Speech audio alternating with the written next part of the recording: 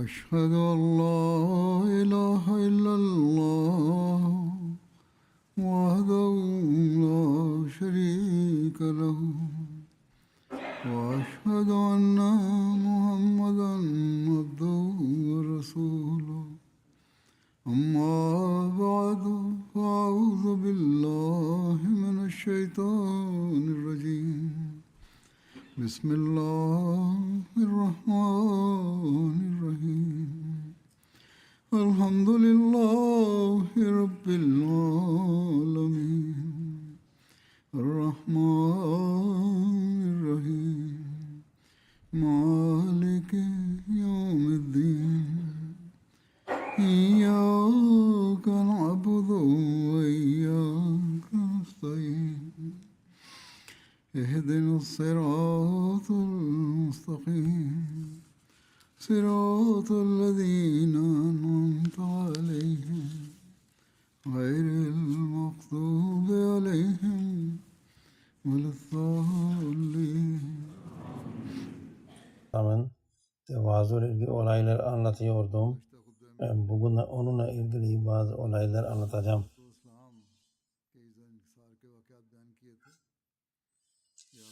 Hazret Doktor Muhammed İsmail Bey şöyle anlatıyor. Mesih Maud Aleyhisselatü Vesselam'ın güzel ahlakı öyleydi ki ona çok Kadiyan'daki çok sık düşman olanlar ve ona her an eziyet çektirenler ona geldiklerinde ve kapıyı çaldıklarında ben kendim gördüm. O yalın ayak dışarı çıktı ve onlara büyük şefkatle selamının cevabını verdi ve hal hatırını sordu. Ve ona derdi ki niye geldin? O kendi ihtiyacını söylerdi. Ve o onun ihtiyacından, Valide-i Mesih onun ihtiyacından daha fazlasını verirdi. İşte düşmanlara da çok güzel ahlakla davranıyordu ve çok gayet tevazuyla karşılıyordu onları. Hazreti Mirza Beşir mesela şöyle diyor. Munşi Zafer Ahmet Bey şöyle diyor.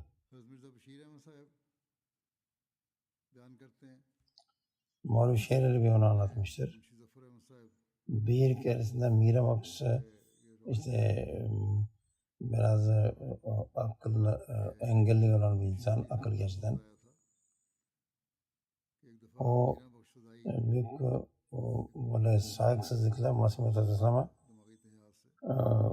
cevap seslendi. Gulam Ahmet dedi. Mesih Aleyhisselam hemen durdu dedi. Efendim dedi. Hiç böyle alınmadı. O dedi ki Pencapça'da selam ver. İşte kendi kendine işte kendini işte bir şef, bir yetkili zannediyordu, amir zannediyordu. Bu dedi ki işte vergi yiyordu. Mesih Aleyhisselam cebinden mendili çıkardı ve oradan 4 veya 8 kuruş çıkarıp ona verdi ve o çok sevine gitti ve işte övgüdürlü şiirler okumaya başladı. Mesih Aleyhisselam bakın böyle birisini bile hiç ağlanmıyordu ve tevazuyla karşılıyordu. Diyor ki bir sahabe diyor ki ben ne zaman Miran Bey ne zaman geldiyse ben ne zaman geldiysem Hazur'a içeride haber verildi ve Hazur hemen içeriden çıktı ve yemeği ikram etti. Bazen gidip kendisi yemek getirirdi misafir için. Diyor ki Hazur o kadar tevazuyla misafirler karşılıyordu ki ben bazen gördüm. Hazur'un elinde kalem vardı. Yalın ayak olurdu ve dışarı gidip kapıyı açardı. Hazır mescide ise misafir geldiyse hazır ayağa kalkıp ona onunla tokalaşırdı.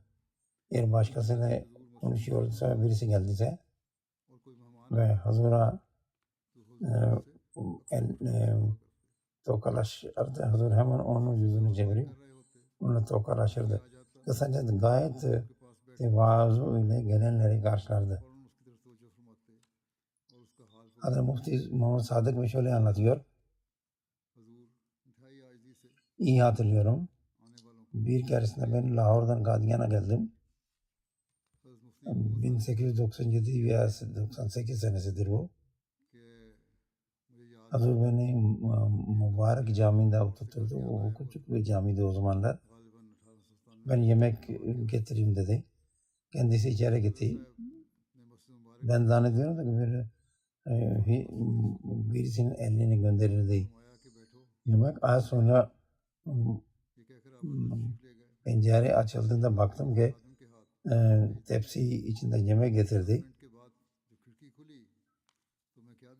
Bana dedi sen yemek ye, ben suyu getireyim. Gayri ihtiyari olarak gözlerim yaşardı.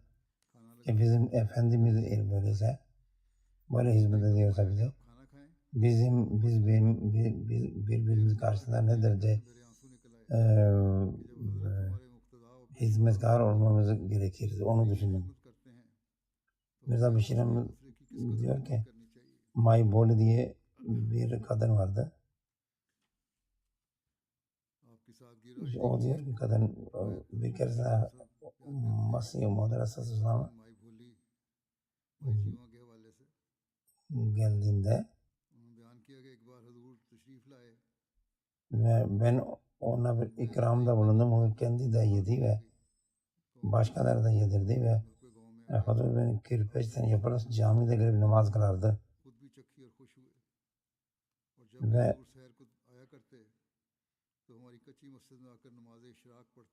biz ona işte ikramda bulundu. Kendince onu seve seve kabul ederdi. Munshi Kapur Talbi şöyle anlatıyor. Masih-i Muhammed Aleyhisselam her zaman kapıyı kapatıp otururdu. İçeriden kapatırdı.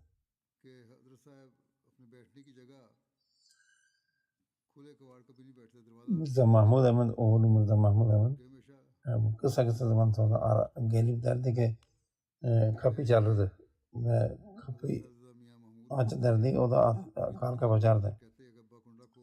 Ben bir kere gittim ve harç olayı alıp içeri götürdü ve ben dedim ki ben kaldırayım içeri götüreyim. Hayır dedi, sen ağır desen kaldıramazsın. Ve sen harç olayı otur, ben yere oturayım dedi. Ben önce efendim nasıl olur falan dedim ama Hazır emir edince ben o şekilde Hazır emir edince ben emirin yerine getirdim. Sonra ben orada bir su küplerine baktım. Hazır anladı ve dedi ki sen su mu lazım? Su mu içeceksin? Ben evet dedim. Gitti kendisi beni su getirdi. Ve sonra Hazır işte güzel bir meşrubat getirdi ve dedi beni buradan birisi bana göndermişti.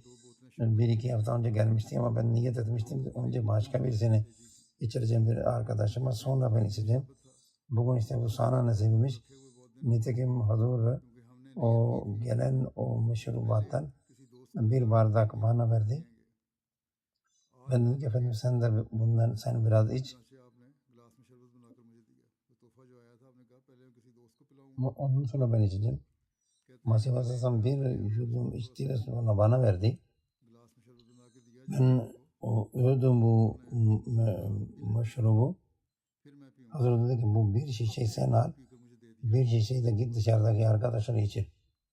Yani bu Hazır sadece bütün gelen hediyeden bir yudum içti ve kalan hepsini dağıttı. Hazır Mirza Beşir Ahmed diyor ki Ayşe Ahmet Can'ın kızı diyor ki 1906 senesinde benim annem vefat etmişti. Beni 1. Halife Hazretleri'nin hanım evine götürdü. kahvaltı falan ikram etti. Sonra birkaç gün sonra Hazreti Ummul Muminin Masih Maud Hanım beni kendi evine getirdi. Ve orada benim saçlarımı yıkatıyordu. Bir kadın benim saçlarımı su döküyordu ve Hazreti Ammacan sabun sürüyordu. Yani Hazreti Masih'in eşi. O benim başıma ve saçlarıma sabun sürüyordu.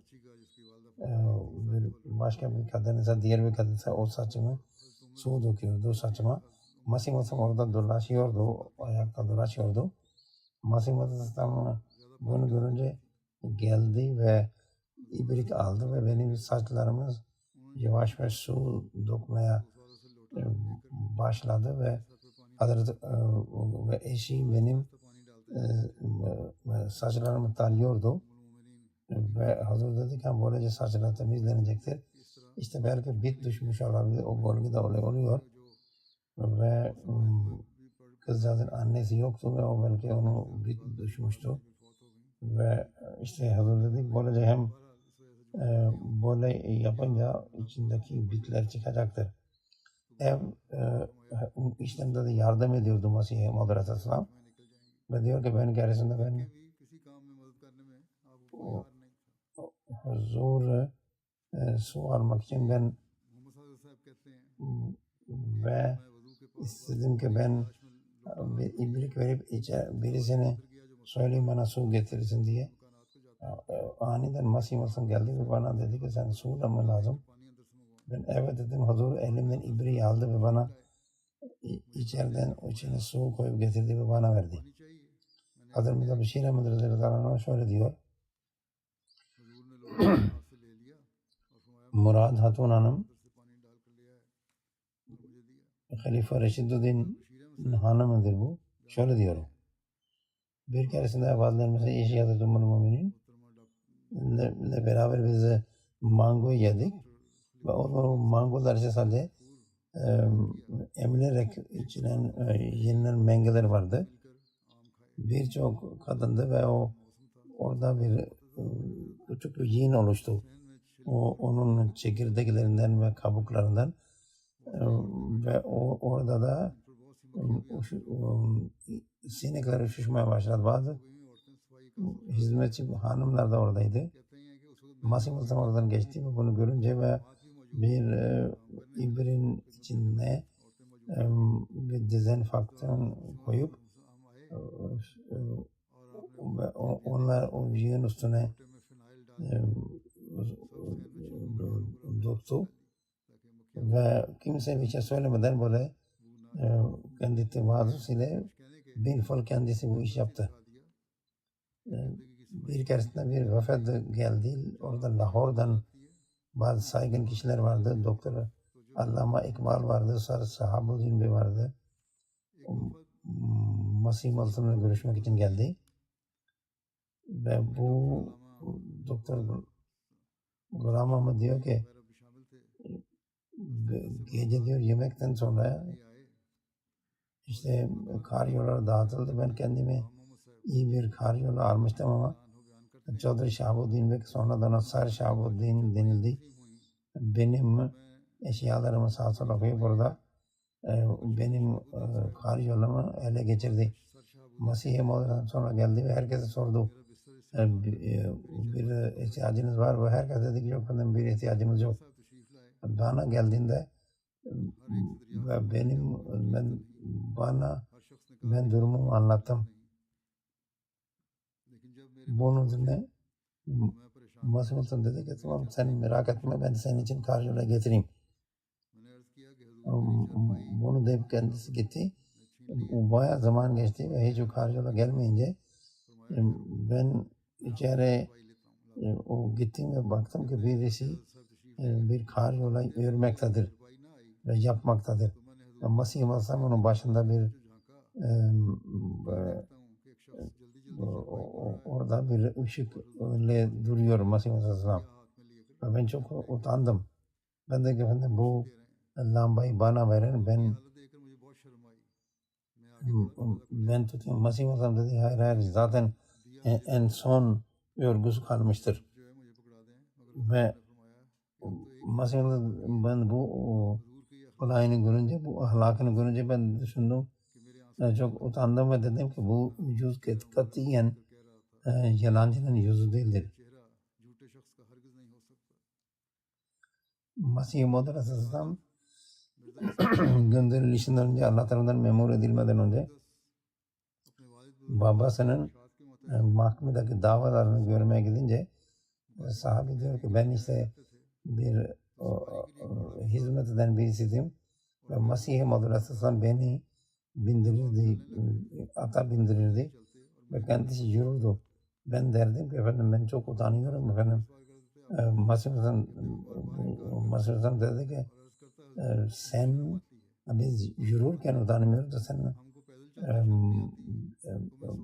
ata binmişken niye utanıyorsun? Mesih Aleyhisselam Kadiya'dan çıkarken önce beni bindirirdi ve sonra en sonuna doğru kendisi binerdi. Dönüşte de öyle yapardı. Mahkemeden çıkarken önce kendisi binerdi, sonra da beni bindirirdi. Hazreti Mirza Beşir Ahmed radıyallahu anh diyor ki Mevlvi Şer'i şöyle anlatıyor. Mesih Muhammed Aleyhisselam Mevlvi Muhammed Ali Bey'den bir şey sormak istedi. Kendisi onu yanına çağıracağına Mesih Muhammed kendisi onu Mevlvi Muhammed Ali Bey'in yanına giderdi. Mirza Beşir Ahmed diyor ki ben Mevlvi Muhammed Ali Bey Mesih Muhammed Aleyhisselam'ın evinin bir kısmında kalıyordu. Bir odaydı bu. Ve onun ofisi de oradaydı. Bu Mescid-i Mübarek Cami'nin doğu tarafındadır bu oda. Mesih Muhammed kendisi onun yanına giderdi. Aslında Mesih Muhammed tevazusundan o ders almadı ve kendini bunu büyüklüğü zannetti ve onun için sonra yoldan ayrılmasına sebep oldu bu büyüklüğü. Bir keresinde bir pirlerin meclisinde bulunan bir adam geldi ve Mesih Muhammed dedi ki Mesih Muhammed yürüyüşe çıkardı ve orada hiç böyle arkadan birileri gelirdi ve ona geçerlerdi. Toz uçardı. Mesih Muhammed'e gelirdi. Mesih Muhammed hiç böyle alınmazdı. Birisi arkadan koşa geldi. Mesih Muhammed diyelim çarptı. Ayağına bastı ve elindeki asa değişti. Düştü. Mesih Muhammed hiçbir zaman böyle şeyler alınmazdı. Mesih Muhammed otururken birisi yabancı birisi gelirdi. Mesih Muhammed yani yabancı birisi gelirdi. Oraya gelince o Mevlvi Abdülkerim Bey veya başka birisini Mesih Muhammed zannederdi. Ona yaklaşırdı ama onlar farkına varınca anlatıyorlar bir şekilde ki Mesih Muhammed bu zattır. İşte bu Mesih Muhammed Aleyhisselam Resulullah sallallahu aleyhi ve sellem sünnetine uygun olarak bakın burada davranıyordu.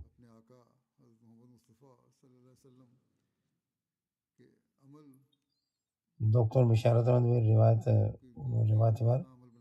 Diyor ki Nawab Muhammed Ali Bey'in eşi vefat etti ve huzur kabristana gitti. Cenazeyi kendi kıldırdı. Daha kabir ve mezar hazır değildi. Ben de oradaydım. Ben baktım ki Mesih Muhammed Aleyhisselam orada görünmedi.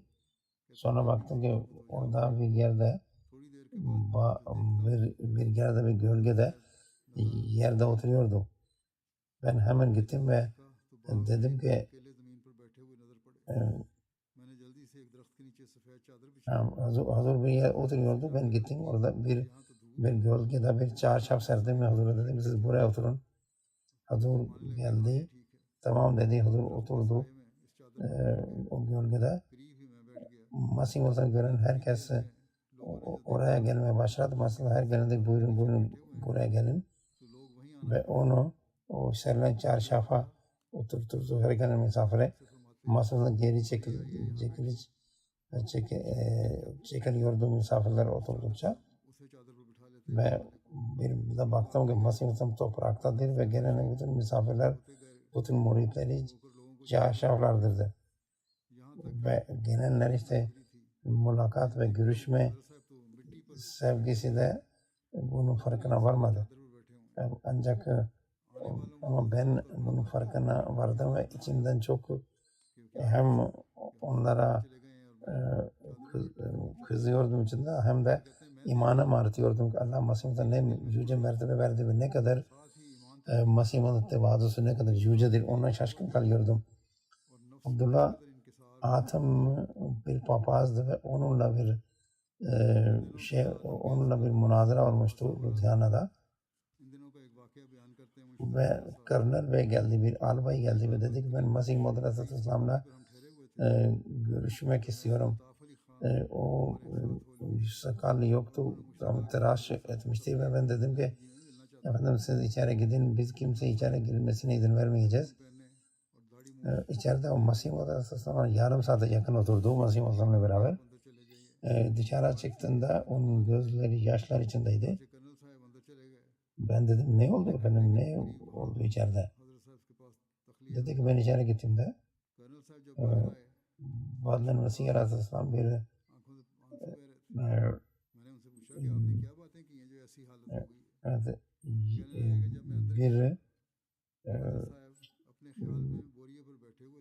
yerde hasır huzurunda oturuyordu ve ben sadece işte diz diyelim üstündeydi, hasır üstündeydi.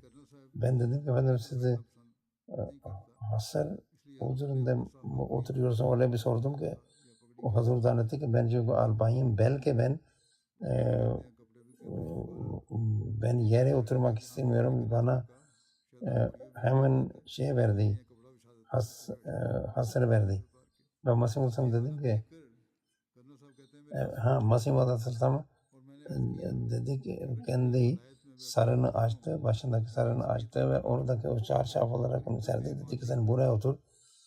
Ve ben Masih Maud Aleyhisselam dedim efendim doğru ben Hristiyan olmuşum, her türlü günah işliyorum ama ben o kadar da imansız olmadan sizin başındaki bu çadıra ve çarşafa oturacak kadar da dinsiz olmadım. Sonra Masih Maud'a anlattım, dedim ki ben gittim, ben Hristiyan oldum, her türlü günah işliyorum, Allah peygamber aklımda yok ve Masih Maud'a dedim ki ama ben sizin elinizde üzerinde iman ediyorum tekrar. Masih Maud'a dedi ki ama ben her türlü günah işliyorum. Masih Maud dedi ki çok istiğfar etmeyi ve namaz kılmayı adet edin. Ve Masih Maud Aleyhisselam'a dedim ki ben efendim namaz inşallah bunu yapacağım, kılacağım, namaz kılacağım, istiğfar edeceğim. İşte bu albay Bey bu münazara, papazda bu münazarada Hristiyan tarafından gelmişti ve onlar tarafına oturuyordu ama işte temiz fıtrattan dolayı iman kabul etti. Mevla Abdülkerim Mesih Al-Kudüs oraya anlatıyor. 1896 olsa gerek diyor. O 1900'de bunu anlatıyordu diyor ki 4 sene önce bu olay oldu.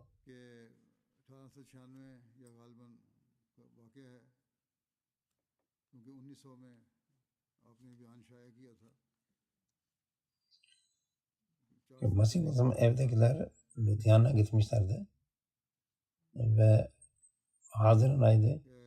İçeride ev yeni yapılmıştı ve orada bir karyola vardı. Ben gittim orada yatıyor. Ben oraya gittim, yattı. Gözüm açıldığında baktım ki o Masih Maud Aleyhisselam yere karyolun yanına uzanıyordu. Ben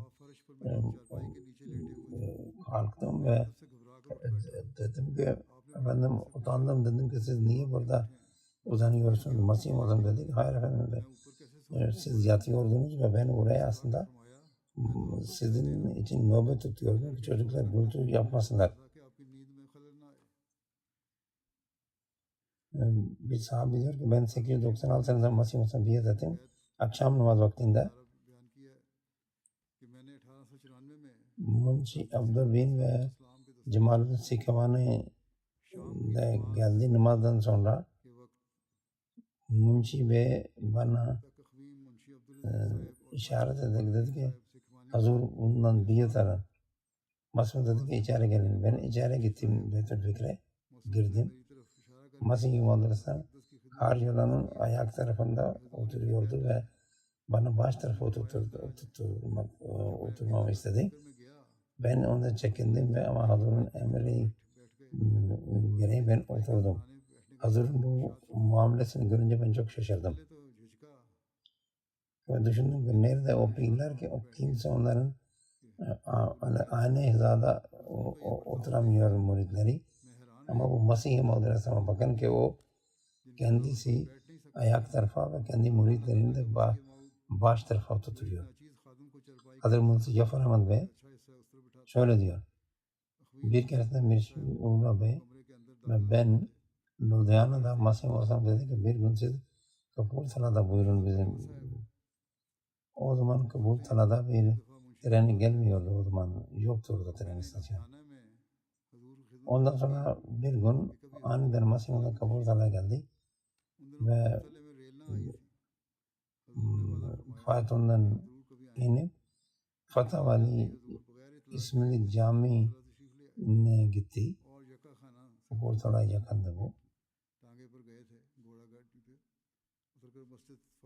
Oraya gitti. Kapurthala'daydı bu mescid.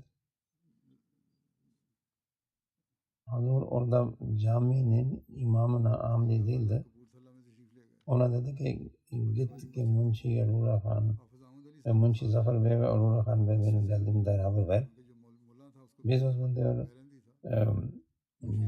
mahkemede çalışırdık. O ikisi o geldi bize haber verdi. Ve dedi ki Mirza Bey camide oturuyor ve Munshi Zafer Bey dedi ki biraz dedi ki ne nasıl olabiliyor? Yalan söyleme. Senin caminde mi gelip oturacak o? Munshi Zafer Bey bunu dedi.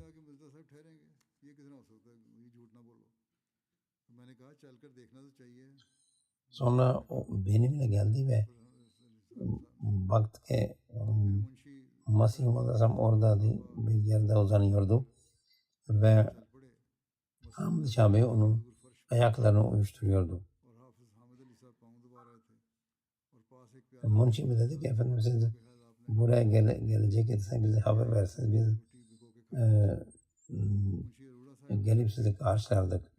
Masih Maud dedi ki yok haber vermeme gerek yoktu. Biz size söz vermiştim, onu sözünü yerine getirmem gerekiyordu. Masih Maud dedi benim durumum şudur ki ben namaz kılarken eğer birisi sancılanıyorsa ve benim kulağıma onun sesi geliyorsa ben o zaman ona ahlak ve onun işine yaramaya çalışırım ve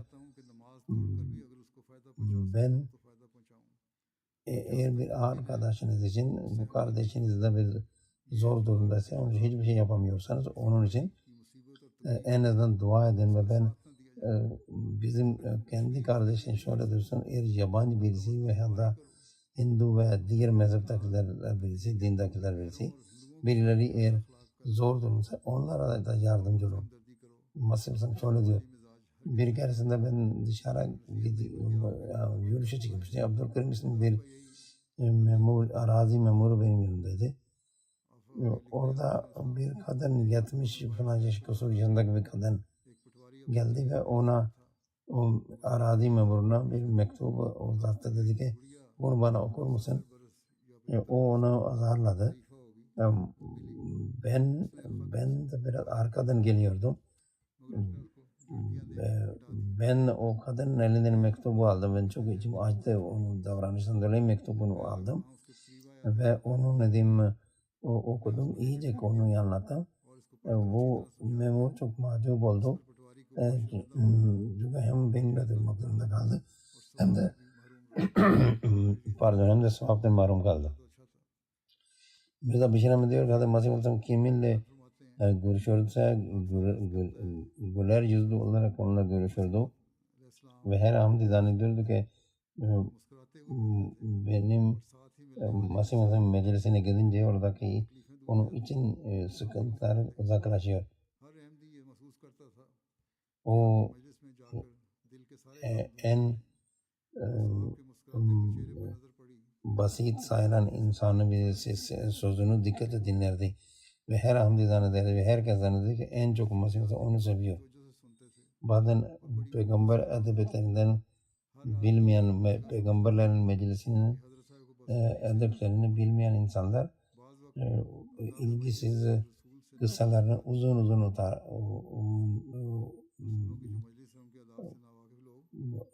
anlatırlardı ve Masih Muhammed hiçbir zaman dur demezdi. Hep o dinlerdi. Bir keresinde birisi geldi ve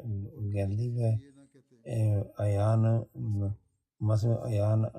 başını masanın alnını ayağını koymak istedi. Masam onu kaldırdı ve dedi ki hayır bu caiz değildir. Sadece musafa ile tokalaşılır. Bir keresinde Keşmir'den Kadiyan'a kadar yaya birisi gelirdi. Galiba onun adı Akad Cuydu. Bu bir keresinde Kadiyan'a geldi. Masih Maud Aleyhisselam yürüyüş için dışarı çıkmıştı. O Keşmirli de orada duruyordu. Ve o sevgiyle ağlayarak Masih Maud'un ayağını alnına koydu. Masih Maud onu kaldırdı ve dedi ki bu doğru değildi, caiz değil, insana secde edilmez. Mevlevi Abdülkerim Sihalkoti bir şöyle anlatıyor. Diyor ki bir keresinde birisi işte dünyadaki pirler ve mürşitlerin meclisinde oturan bir kişi geldi. Ve onları çok severdi bu insan. Onların meclisine aşıktı. O bir Kadiyan'a geldi ve özgürce Masih Maud Aleyhisselam'la insanların konuştuğunu gördü ve çok şaşırdı. Dedi ki sizin mescidinde, camide bir edep yok dedi. Çünkü o işte pirlerin meclisinden geldi. Orada çok protokoller vardı. Dedi ki herkes gelip sizinle görüşüyor. Herkes istediği gibi konuşuyor. Edep yok sizin meclisinizde.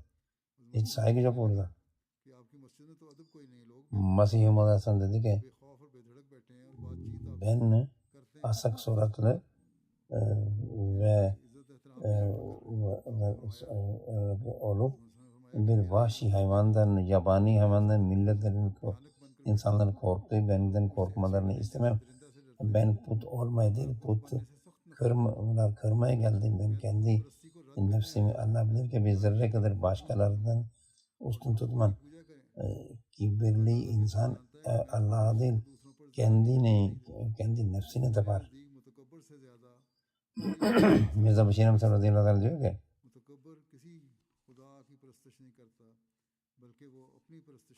Munshi Zafar Bey'in rivayetini aktarıyor. Bir keresinde Masih Maud Aleyhisselam Delhi'den geri geliyordu. Hazreti Muhammed'in yanındaydı. Hazreti Masih Maud Aleyhisselam galiba Bashir Ahmed'i kucağına almıştı. Ve ağır bir çantada diğer elini aldı. Ve bana da işte pandan hafif bir putu. Sen bunu al yani. Ben de harifinde bunu bana ver, bu ağır bir olan çanta istedim. O vermedi. Ben bunu onu söylediği pandanı elime aldım. Orada işte istasyonda bir İngiliz biriki vardı. Hazır dedi ki ayağa kalkın. Yani dediler ki bize dursun. Ve onlar bu halde Mesih Muhammed'in resmini çektiler. Mesih Muhammed bu kadar sade mizaç olmasına rağmen insanlar ondan etkileniyordu bugün. Onun resmini çekmek istediler. Mevla Bakş şöyle anlatıyor. Can Muhammed ismini birisi. Çok konuşan birisi değil. Sürme Çeşme Ariye Masum'un kitabının hafızıydı ve hiç okul yazarlı olmamasına rağmen Ariyelerle çok iyi tartışabiliyordu bu kitabı hıfzettiğinden dolayı. Ve işte o depresyona girmişti. Ve her kim karşına çıkarsa kendi hastalığını uzun anlatırdı. İnsanlar ondan bıkılırdı, sıkılırdı böyle. Ve ondan uzaklaşmaya çalışırlardı. Bir keresinde ona birden Kadiyan'a git ve Mirza ve Hakim Mevli Nuruddin ve bu derdini anlattı. Bunun üzerine o dedi ki bu hasta olan adam dedi ki o büyük adam değil, nereden benim hastamın hikayemi dinleyecek? Ben dedim yok o ahlaklı bir insan. Sen git o senin sözünü dinler. İşte bu hasta olan adam Kadiyan'a geldi, faytondan indi ve orada Mesih'i gördü. Gidip Mesih-i Maud Aleyhisselatü Vesselam'a tokalaştı ve Mesih Muhammed'a hastalığını anlatmaya başladı. O kadar uzun anlattı ki herkes sıkıldı. Ancak Mesih-i Maud Aleyhisselam onun elini alıp uzun hikayelerini anlattı. Hatta bu Can yani bu adam dedi ki hastalanan adam ki efendim benim artık konuşa benim boğazım kurudu ama siz dinliyorsunuz, siz sıkılmadınız. Başına dedi ki yok sen şimdi misafirhaneye git bir şeyler ye. Ondan sonra Mevlid Nureddin'e bir orada ondan gidip ilaç al. Bu yemeğini yedi böyle gücünü toparlayıp Mevlid Bey'e gitti. Hakim Nureddin Bey ve bu biraz hastanı anlatmaya başlayınca o hekim olduğu için durumunu anladı. Dedi ki tamam ben senin durumunu anladım ve onun hikayesini dinlemedi. Ona bir nuska yazdı. İlaç yazdı. Bir reçete yazdı. Bu adam dedi ki ben duymuştum ki Mevlid Nureddin Bey çok ahlaklıdır ama bunun Mirza Bey'in ahlakıyla hiç arasında bir alaka yok. Onun ahlakı çok yücedir dedi ve bunu diyerek biyet etti Mesih-i Maud Aleyhisselam'a. Mirza Bashir Ahmed diyor ki Master Allah tabi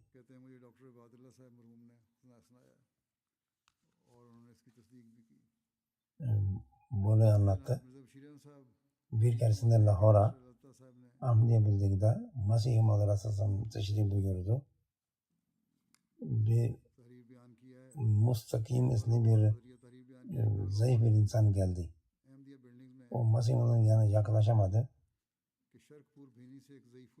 Yaşlı bir insandı ve dedi ki efendim ben sizinle görüşmeye geldim. Mesih-i Maud dedi ki amcayı gelmesine izin verin. Ve Mesih-i Maud ayağa kalktı ve onun kendisi gidip onun yanına gidip oturdu. Mir Muhammed İsmail bir rivayeti var. Mesih-i Maud Aleyhisselam Dera Baban'a gitti birkaç ahliyle beraber ve orada bir ağacın gölgesinde ahliler bir çarşafına oturdu. Mesih-i Maud dolayı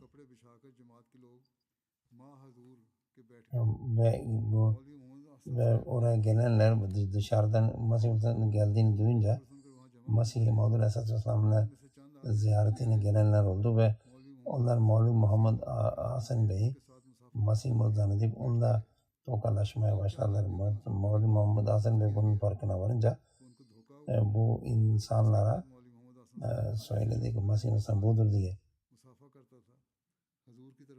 Mirza Sultan Ahmet diyor Mesih Musa'nın oğlu, en büyük oğlu ki benim babam bir Moğol reisi gibi, asilzade gibi hayatını geçirmedi. Tersine bir derviş gibi geçirdi. Bir fakir gibi geçirdi. Lali Ala Sarraf diyor Kadiyan'dan. Mesih Maud bir keresinde Kadiyan'a gidecekti. Bana dedi ki bir fayton kiralamam lazım. O benim için kiralayınız. Mesih Maud nereye vardığında aklına geldi ki ben bir şey almam gerekiyor. Mesih Maud Aleyhisselam yani Mirza Bey diyor ki geri geldi bu esnada o adamı faytoncu o başka bir başka bir müşteri buldu gitti ve ben diyor benim haberim olunca ben bu faytoncuyu çok azarladım, ona çok öfkelendim ve onu azarladım ve dedim ki eğer Mirza Nizamuddin Bey olsaydı sen 3 günde beklemek zorunda kalsaydın beklerdin ama bu takvalı ve salih bir insandır, onun için mi sen bırakıp gittin, terk edip gittin? Mesih-i Maud'un bundan haberi olunca bana dedi ki yani bu Hindu duadım ki efendim niye sen onu azarladın? O buldu kendi müşterisini buldu gitti, başka ne yapacaktı? Mesih Maud diyor ki tövbe edin ve tövbeden kastedilen Allah-u Teala'nın bütün öfkelenici şeylerden vazgeçip gerçekten bir değişiklik içinizi yaratan ve ahlakı sahip olun, kendi güzel ahlaka sahip olun, tevazu sahibi olun ve kibir yerine tevazu yerini almalı. Sadakalar verin. Takva ehli için şart şuydu ki onları bir miskinlik içinde hayatını geçirsinler. Bu takvanın bir şubesidir. İşte miskinlik içinde hayatını geçirmek bu takvanın bir şubesidir. Büyük arifler ve sıddıkların en zor şey öfkeye galip gelmek ve öfkeyi terk etmektir. İşte öfke aslında kibrin ve kendi bir şeyden etmenin neticesidir. İnsan kendi nefsini tercih edince bu meydana gelir. Ben istemiyorum ki benim cemaattekiler bir kendilerini büyük ve birilerini küçük zannetsin ve onlara hafif ve küçük görsünler. Allah kimin büyük kimin küçük olduğunu bilir. Bu bir nevi hakarettir. Ve kendi içinde bu hakaret maddesi var da ve bu bir ağaç şeklini alır ve onun helakını sebebidir. Bazı insanlar büyük mertebeli onlarla karşı çok tevazuyla onları karşılarlar ama asıl büyük olan küçükle ve asıl takvalı olan küçükle selamlaşan kimsedir. Allah Teala diyor ki وَلَا تَنَازَبُ بِالْأَلْقَابِ بِئْسَ الْإِسْمُ الْفُسُوقُ بَعْدَ الْإِيمَانِ وَمَنْ لَمْ يَتُبْ فَأُولَٰئِكَ هُمُ الظَّالِمُونَ.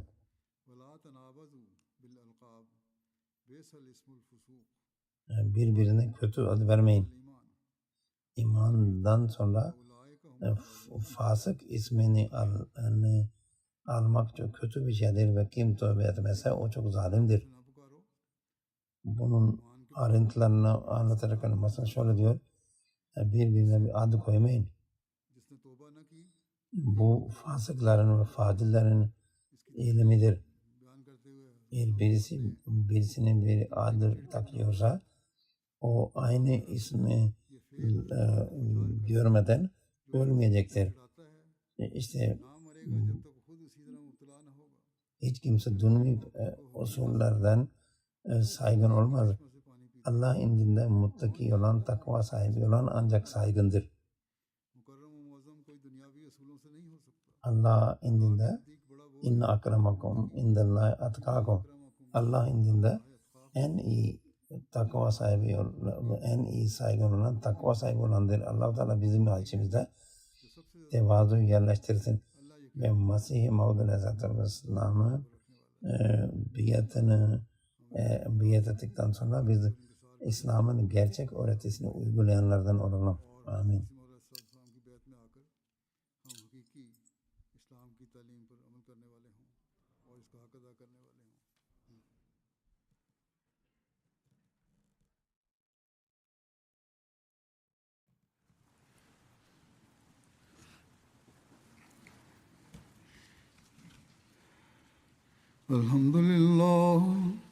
الحمد لله نحمده ونستعينه ونستغفره ونؤمن به ونتوكل عليه ونعوذ بالله من شرور أنفسنا ومن سيئات أعمالنا من يهده الله فلا مضل له ومن يضلل فلا هادي له ونشهد أن لا إله إلا الله ونشهد أن محمدا عبده ورسوله عباد الله رحمكم الله إن الله يأمر بالعدل والإحسان وإيتاء ذي القربى وينهى عن الفحشاء والمنكر والبغي يعظكم لعلكم تذكرون اذكروا الله يذكركم وادعوه يستجب لكم ولذكر الله أكبر